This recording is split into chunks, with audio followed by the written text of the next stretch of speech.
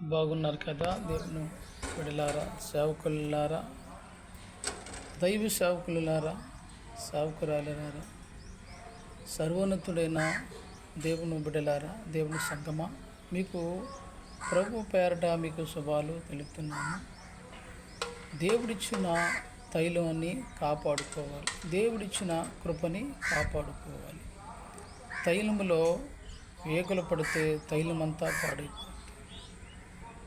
ఆ తైలాన్ని అవసరం వచ్చినప్పుడు ఉపయోగించాలి, లేని ఎడల ఆ తైలం మీద మూత వేసుకొని కాపాడుకోవాలి. అంటే మన నోరుకి తాళం వేసుకోవాలి, మన నోరుని కాపాడుకోవాలని వాక్యం సెలవిస్తుంది. దేవుడిచ్చిన కృపని కాపాడుకోవాలి, దేవుడిచ్చిన ధన్యతని కాపాడుకున్నప్పుడే మన భక్తి జీవితాన్ని మనం కాపాడుకున్నట్లుగా ఉంటాం.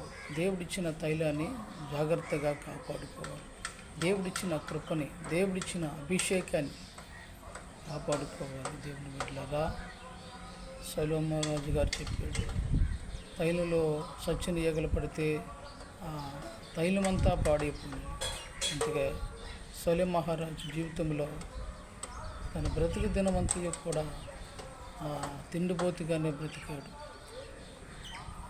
తన ఆహారము ఎంత తిన్నాడంటే ఒక్క రోజుకి చెప్పలేని బాధాకరమైనటువంటి తిండి తిన్నాడు. అతను తిండి తిని కామాంతుడిగా అయిపోయాడు.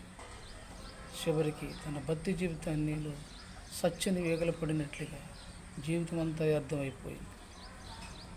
దేవుని బిడ్డలారా, దేవుడు మనకిచ్చిన కృపని కాపాడుకోవాలి. దేవుని బిడ్డలుగా మన ఊరిని కాసు